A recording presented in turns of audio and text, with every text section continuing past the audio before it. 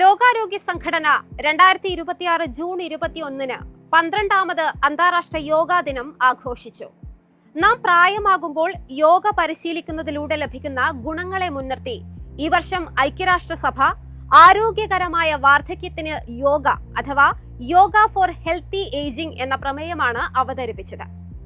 ആളുകളുടെ ആയുസ് വർദ്ധിച്ചു വരുമ്പോൾ നമ്മുടെ ലക്ഷ്യം കൂടുതൽ വർഷങ്ങൾ ജീവിക്കുക എന്നത് മാത്രമല്ല, മറിച്ച് മികച്ച രീതിയിൽ ജീവിക്കുക എന്നതാണ്. ലളിതമായ ചലനങ്ങൾ, ശ്വസനക്രിയകൾ, മനസ്സിന്റെ ഏകാഗ്രത എന്നിവയിലൂടെ യോഗ ഇതിന് തുണയേകുന്നു എന്ന് ലോകാരോഗ്യ സംഘടനയുടെ director general doctor Tedros Adhanom Ghebreyesus ഞായറാഴ്ച സോഷ്യൽ മീഡിയയിൽ പങ്കുവച്ച വീഡിയോയിൽ പറയുന്നു. ശാരീരികവും മാനസികവും ആത്മീയവുമായ ഒരു പുരാതന പരിശീലനമാണ് യോഗ. യോഗ എന്ന വാക്ക് സംസ്കൃതത്തിൽ നിന്നാണ് ഉണ്ടായത്. ശരീരത്തിന്റെയും ബോധത്തിന്റെയും ഐക്യത്തെ സൂചിപ്പിക്കുന്ന ചേരുക അല്ലെങ്കിൽ ഒന്നിക്കുക എന്നാണ് ഇതിന്റെ അർത്ഥം. ലളിതമായ ചലനങ്ങൾ, ശ്വസനക്രിയകൾ, ഏകാഗ്രത എന്നിവ സമന്വയിപ്പിക്കുന്നതിലൂടെ യോഗ ശരീരത്തിന്റെ സന്തുലിതാവസ്ഥ, വഴക്കം, കരുത്ത്, ചലനശേഷി എന്നിവ വർദ്ധിപ്പിക്കുന്നു. പ്രായമാകുമ്പോഴും സജീവമായും സ്വതന്ത്രമായും ജീവിക്കാൻ ഈ കഴിവുകൾ അത്യാവശ്യമാണ്. യോഗ പതിവായി പരിശീലിച്ചതിന് ശേഷം തങ്ങൾക്ക് ശാരീരികമായി കൂടുതൽ കരുത്ത് അനുഭവപ്പെട്ടതായി 2019 ഒരു പഠനത്തിൽ 77% ആളുകൾ സാക്ഷ്യപ്പെടുത്തിയിട്ടുണ്ട്. യോഗ മാനസികാരോഗ്യവും മെച്ചപ്പെടുത്തുന്നു. ഇത് മാനസിക സമ്മർദ്ദം കുറയ്ക്കാനും ജീവിത നിലവാരം ഉയർത്താനും സഹായിക്കുന്നു. ആഴ്ചയിൽ 2 തവണ വീതം 8 ആഴ്ച ഹോട്ട് യോഗ പരിശീലിച്ച വിഷാദ രോഗബാധിതരായ 60% ആളുകളിൽ രോഗലക്ഷണങ്ങൾ ഗണ്യമായി കുറഞ്ഞതായി ഹാർവാർഡ് മെഡിക്കൽ സ്കൂളിന്റെ പഠനം വ്യക്തമാക്കുന്നു. കഴിഞ്ഞ 20 വർഷത്തിനിടയിൽ വളർന്നുവന്ന ശാസ്ത്രീയ തെളിവുകൾ യോഗ പരിശീലനത്തിന്റെ അളക്കാവുന്നതും പോസിറ്റീവുമായ നിരവധി ഫലങ്ങൾ തെളിയിച്ചിട്ടുണ്ട്. മാനസിക സമ്മർദ്ദവും ഉത്കണ്ഠയും കുറയ്ക്കുന്നതും ശരീരത്തിന്റെ കരുത്തും വഴക്കവും മെച്ചപ്പെടുത്തുന്നതും ഇതിൽ ഉൾപ്പെടുന്നു.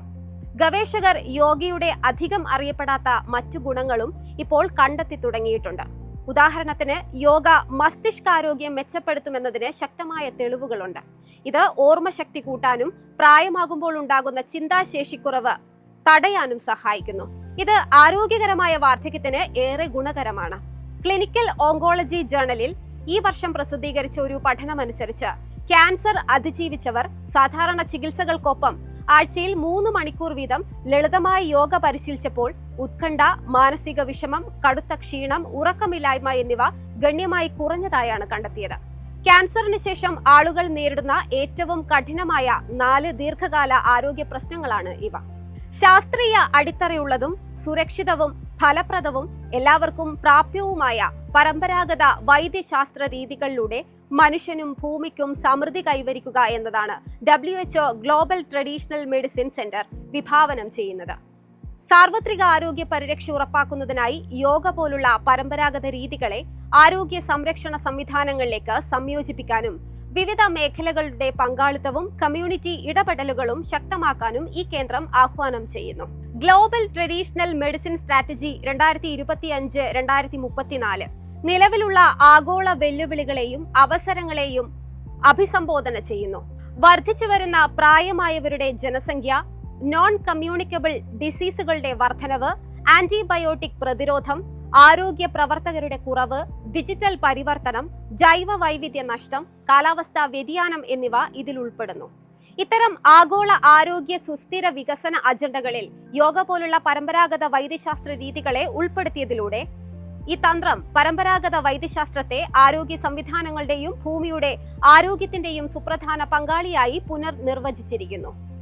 പുരാതന ഇന്ത്യൻ ആത്മീയതയിലും ആചാരങ്ങളിലും വേരുകളുള്ള യോഗ പലപ്പോഴും പുരാതന ജ്ഞാനമായും കാലാതീതമായ പാരമ്പര്യങ്ങളുമായും ബന്ധപ്പെട്ടിരിക്കുന്നു.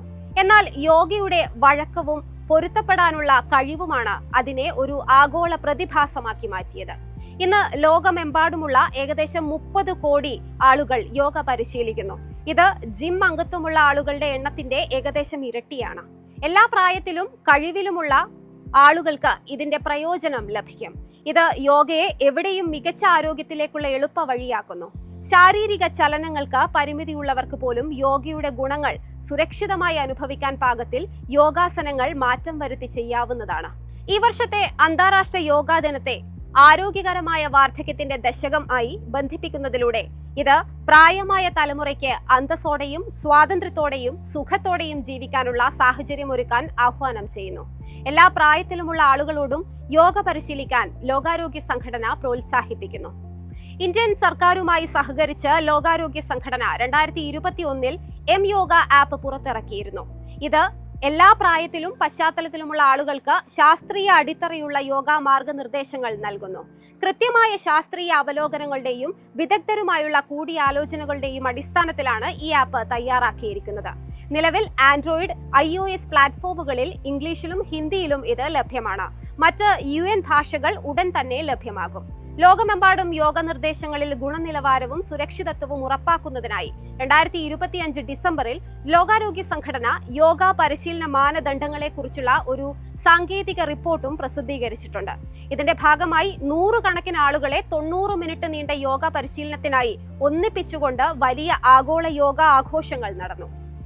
ജനീവയിലെ പാലൈസ് ഡെസ് നേഷൻസിൽ ജനീവയിലെ ഇന്ത്യൻ പെർമനന്റ് മിഷനും യുണൈറ്റഡ് നേഷൻസിന്റെ ന്യൂയോർക്ക് ആസ്ഥാനത്ത് UN-ലെ ഇന്ത്യൻ പെർമനന്റ് മിഷനും യോഗ പരിപാടികൾ സംഘടിപ്പിച്ചു. അന്താരാഷ്ട്ര യോഗാ ദിനം ആളുകൾക്ക് ഏത് പ്രായത്തിലും സജീവമായിരിക്കാനും മാനസികാരോഗ്യം മെച്ചപ്പെടുത്താനും ആരോഗ്യകരമായ ജീവിതശൈലി നിലനിർത്താനുമുള്ള സൗജന്യവും എളുപ്പമുള്ളതുമായ ഒരു മാർഗമായി യോഗ സ്വീകരിക്കാൻ പ്രചോദനമേകും എന്നതാണ് പ്രതീക്ഷിക്കുന്നത്.